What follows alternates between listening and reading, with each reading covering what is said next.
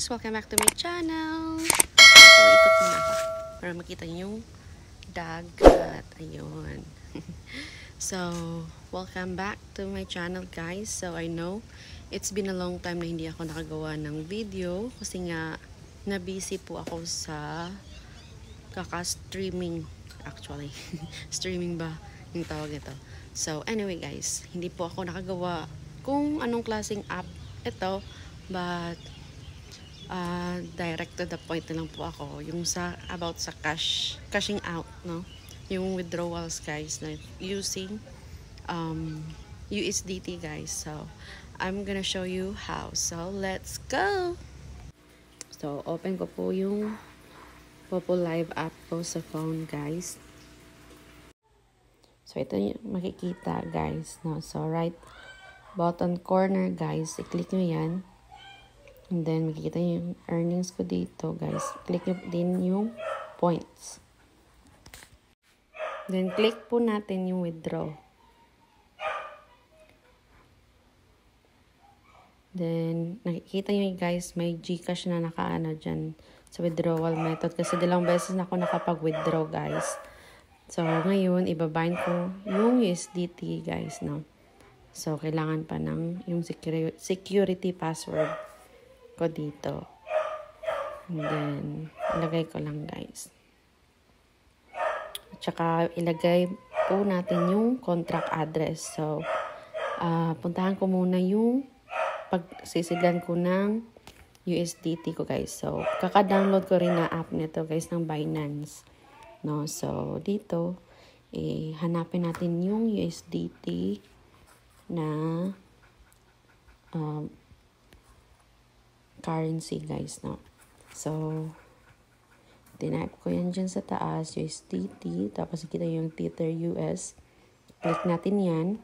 And then yung Tron TRC20, click na natin yan. Tapos i-copy natin yung deposit address guys. So balikan natin yung Popo Live application guys. So lagay natin yung contract address dito.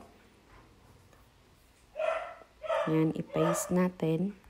Then, click submit guys. So, ayan guys, nag-bind successfully na po yung USDT natin. So, ngayon, pwede na natin i-click yung withdraw now. So, click natin confirm.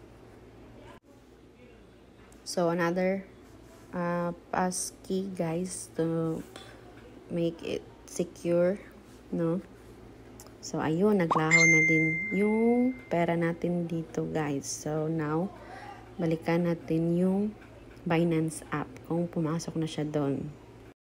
Switch tayo sa Binance app, guys.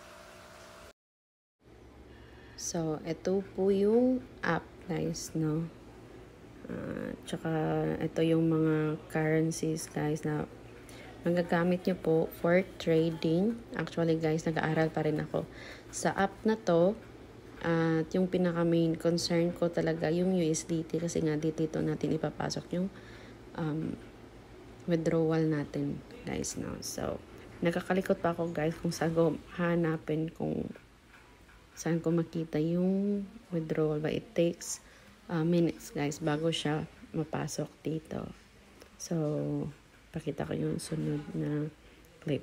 A few moments later. Ayun, oh, pumasok na 76.63 guys. Ayan, so nakikita nyo yung sa baba sa USD, equivalent siya sa 76.76 guys. So tignan nyo naman, tumubo, no. So hindi ko alam kung anong napindot ko dito, so ikakat ko lang muna to. So nakita nyo yung kulay dilaw sa gitna guys, click natin yan. Diyan natin i-click yung sell. Yan. Click natin yung Tether US.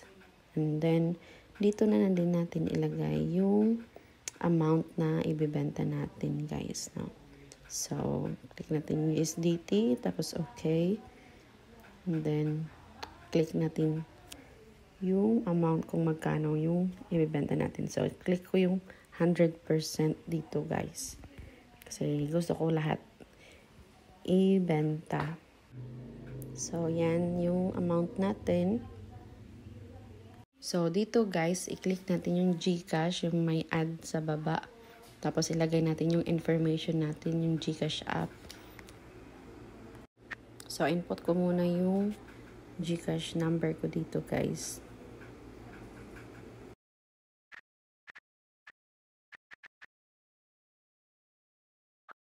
Click confirm. Ayan, tapos may mga verification po dito guys. I-authenticate lang natin. Ayan. Sundin lang natin yung mga authentication na needed guys. No? Tapos phone number verification again. I-add nyo naman ulit yung phone number nyo po.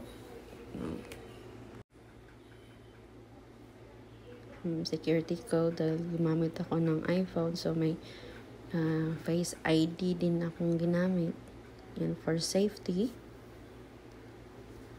Yan, tapos nag-add din ako ng phone number guys for security again.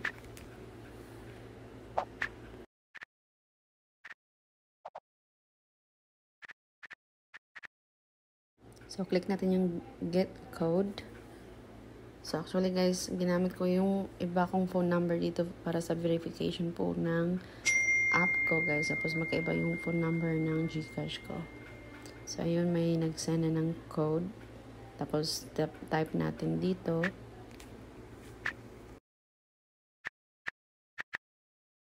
Then, click natin yung submit. Then, enable.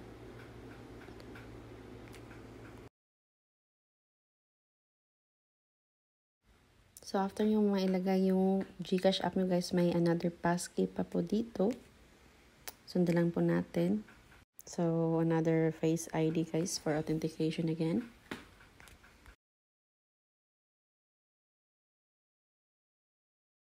So, ayun, nag-successfully added na guys. So, refresh price na naman natin.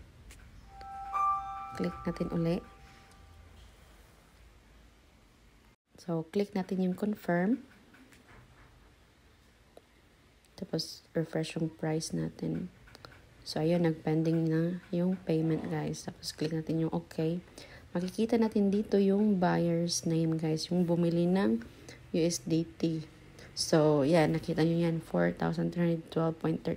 Yan po yung binili niya sa akin. Guys, so, yan yung amount na isisend niya sa akin. So, ayun, guys. May minute sa taas. Pagka hindi niya nabayaran, magka-cancel po ito. No? So, chinek ko din yung message niya guys. Ayun na bibilhin nga niya yung USDT ko. So, ayan guys. Makikita nyo may sinend siya na resibo is na binayaran niya. Pero i-check nyo pa rin sa GCash kung pumasok, no? A few moments later. So, chinek ko yung message ng GCash guys. So, ito po yung na-receive ko na amount. So, balikan natin yung Binance guys. So, dito naman kailangan natin i-confirm na na-receive na natin yung payment. Kasi kung hindi, makakancel po yun. So, may passkey for authentication guys. No? For verification. Yun. Face ID. Ulit. And done. So, this is already I received guys, no, yung amount. Ayun. It's already sold. At yan po yung natanggap ko guys. No? So, check natin ulit. Ito yung wala na yung USDT natin dahil nga na-sold out na. So, ganun lang po guys pag-sell sa Binance guys. At ilagay natin dun sa GCash natin. Kung nagustuhan niyo po yung video guys, please share and subscribe my channel and please do like my video. So, that's all for now. Bye! See you next time!